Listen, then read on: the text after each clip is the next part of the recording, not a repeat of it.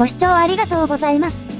今回は、東京の西部を走る京王線で、乗降客数が最も少ない駅のご紹介です。小さいのに大きい駅の様子や、その事情、そして、小さな駅が担う大きな役割を解説します。思いがけず見られたレア車両と、珍しい運用連発の写真にも注目です。その駅が、京王競馬場線の終着駅、府中競馬正門前駅です。1区間だけの路線には、路線名にも駅名にも、競馬の文字がついています。この路線の起点となる、東府中を目指します。東府中には特急は止まらないので、途中の調布で乗り換えます。9年ほど前に地下化された調布駅前後の区間を抜けると、郊外路線の風景が広がります。都心からそこそこ離れてきましたが、途中の駅も10両編成対応です。この下りと、今映っている飛田9駅、後で再び登場するので、覚えておいてください。新宿を出て28分、東府中に到着です。この駅は3連4線の少し変わった構造の駅で、反対側の小さなホーム、1番線だけは他より短く、競馬場線専用のホームとして案内されています。改札階には、このような看板が設置されています。平日は基本的に1番線発着ですが、土休日は時間帯によってホームが変わるようですね。ホームに降りてきました。反対側からの映像にも見えていましたが、こちらのホームは2両分しかありません。競馬場線の列車が到着です。京王本線の列車は長編成が多めなので、ギャップが目立ちますね。この車両は、東府中まで私が乗った車両と同じ、7000系と呼ばれる形式ですが、こちらはワンマン運転用の改造がなされた編成です。競馬場線は2両編成で運転される場合、基本的にワンマン運転となっています。車内の案内表示器では、英語表記もそのままワンマンなのに対し、車外の表示器では、ノーコンダクター、ワンマンの英語表記が、車内外で違うのが面白いですね。発車です。一度単線になったものの、すぐ複線に切り替わります。この路線、全長わずか 0.9 キロしかありませんが、駅間は複線となっているのです。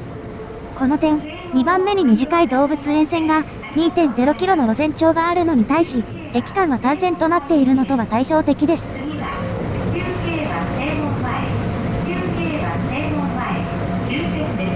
前方に見える曲線の向こうは終着駅ですが、ATC 信号が切り替わると、列車は加速します。途中の線路が草で覆われているのでまさかと思ったら、駅の線路や左側のホームも草で覆われていました。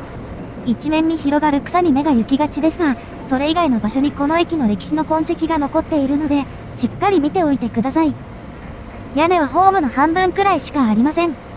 改札が一番奥にあるので、2両編成の列車は線路の終端まで突っ込んでいきます。府中競馬正門前に到着です。京王線最小の駅と言いつつ、広い構内が印象的です。車内を歩いていきます。下り列車には私以外の乗客がいましたが、上り列車には乗客がいません。ちなみにこの7000系、モーターは上り方にしかないので、下り列車の前面展望だと走行音は静かですが、上り方の車両に乗ると、美しい日立節が聞けます。元は直波制御だったこともあり、床面にはトラップドアもついています。話を戻して、駅施設を見ていきましょう。ホームの幅はこの通り、一般的な島式ホームの駅よりも、かなり広くなっています。ただし、反対側の2番線は、上り方が中途半端にカーブしているのが気になりますね。この部分のいきさつも、後ほど解説します。そして、先ほどの線路の反対側にあったのは、降車用ホームです。すでに使用停止となっており、草が伸びていますが、ホームをもう一つ作るだけの需要があったことが伺えます。そして、駅名板の奥には、このようなお知らせがあります。お気づきだと思いますが、この駅と路線は、駅の近くにある、府中競馬への輸送を目的に作られたものなのです。ただし、今の形態に落ち着くまでに、当時の国鉄も絡む、駅の変遷があったことを、皆さんご存知でしょうか。当駅周辺の地図がこちらです。この駅は文字通り、府中競馬こと、東京競馬場への最寄り駅となっています。この駅と路線が開業したのは、1955年4月。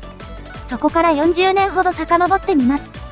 この辺りで最初に開業した旅客船は、現在の京王線にあたる路線でした。その後、現在の南武線などが開業しています。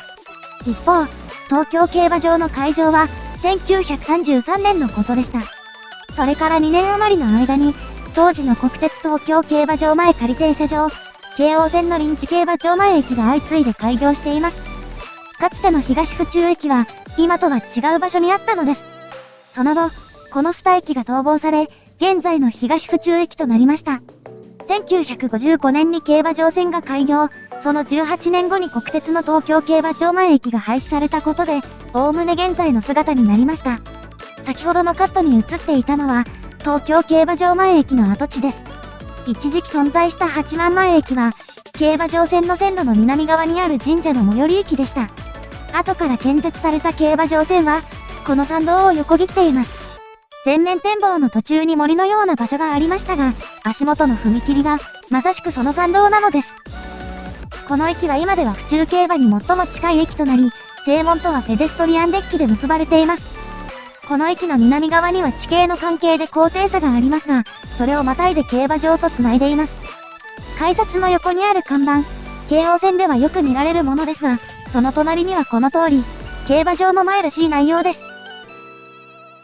駅全体をもう少し詳しく見ていきましょう。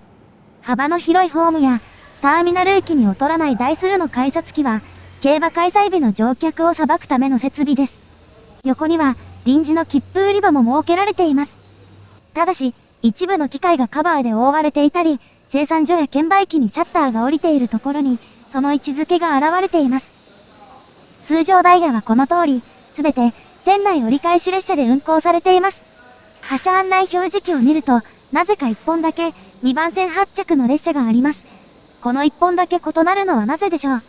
ホームの表示器には、回送列車の文字もあります。そう、実はこの日は、レア900という車両を用いた、京王線の検測が行われる日だったのです。せっかくなので、この車両の解説を少しだけ、この車両は、数ヶ月に1回の頻度で、京王線全線を検測する車両です。両端の2両の間に、ダックスと呼ばれる検測車や、機器運搬用の車両を挟み、4両編成で運行されています。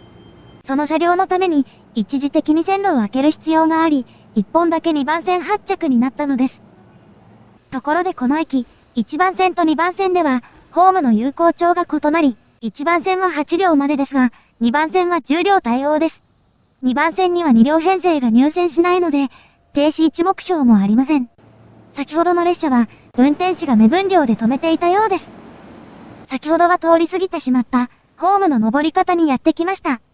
ホームの後ろにあるダブルクロスポイントを改めて見ると、踏切とのわずかな間に、分岐器が押し込まれているのがよくわかります。下り方に進んでいきます。草の生えたホームが目立ちますが、注目すべきはその土台、途中で構造が変わっています。そして、島式ホームの2番線側にも、表面の仕上げが違う場所の横に、不自然な切れ目があります。今度は、駅の外側から見てみましょう。ホームの下を見ると、先ほどの場所に、元の土台がそのまま残っていました。昔のホームは今より狭かったのですが、有効長自体も短かったのです。今度は空中写真に重ねてご説明します。今ではポイントの途中に踏切がありますが、かつてはこの踏切の下り方にポイントがあったのです。ポイントのさらに下り方、ホームとの間には別の踏切も存在していました。古い土台が残っているのはこの辺りです。ホームの延長と合わせて幅を広げたようですね。これより古いものを見ると、駅舎寄りのホームが今より狭かったことなどが伺えます。現在の定期列車は線内折り返しですが、競馬開催日には10両編成の列車が本線にも乗り入れ、その施設をフル活用していました。複線で離合する場面は、そう見られるものではありません。その際には、滅多に見られない飛び田急行きが運行されたこともあります。行き先としては中途半端ですが、京王本線の列車と対面乗り換えを可能にするためだったようです。この写真を撮った2012年当時は、都営車が競馬場線で定期運行されていました。また、1997年のダイヤでは、朝に新宿へ直通する列車が10両で運行されていたそうです。線内折り返し列車のみの今では、とても信じられない話ですね。改めて言うまでもありませんが、この駅の主目的である競馬が有観客で実施されなくなった今、周辺には利便性に勝る駅が揃っていることもあり、駅構内は極度に閑散としています。2019年度の乗降客数は、1日平均3000人弱。そして、多数の観客を入れられなくなった2020年度の乗降客数は、1日平均で、なんと400人。京王線で1000人を切ったのは、この駅だけです。人数の少なさもそうですが、減少率もダントツのトップです。需要が激減してしまいましたが、実はこの駅と路線には、もう一つの隠れた需要があるのです。その需要の存在は、ここまでの映像にも現れています。ホームのカットと改札周辺のカットで、時間帯が異なることにお気づきでしょうか。私がこの駅に着いたのは11時前、この日は午後6時まで、改札周辺でドラマの撮影が行われていたのです。細かな内容は伏せますが、架空の駅名板も上から被せ、シャッターの前に大道具を置き、時刻表や広告はカバーで覆い、改札の奥には架空の発車案内表示器を設置するという大規模なものでした。画面の右側にあたるスペースには撮影機材が並び、エキストラが数十人集められていました。冒頭で映っていたのは、表示器の据え付け作業だったのです。これほどの撮影には、広い施設と少ない乗降客数という矛盾する要素が必要です。一方競馬は、レース終了後に観客が一斉に出てきます。それに対応する広い施設を持つこの駅は、そのような撮影に最適なのです。そしてもう一つ、京王という企業が、古くからロケーション撮影に積極的に協力してきたことがあります。専用のウェブサイトのトップにはこの駅の写真が掲載されており、撮影実績でも群を抜いています。しかも競馬場線では、線路やホームに余裕があるのを活かし、京王線で唯一、線内を走る列車内での撮影メニューもあります。中吊り広告を差し替えたり、撮影専用列車を走らせることもできるそうです。鉄道路線としては厳しい時期を迎えていますが、ロケーション撮影の主力として、今日も撮影が行われているのかもしれません。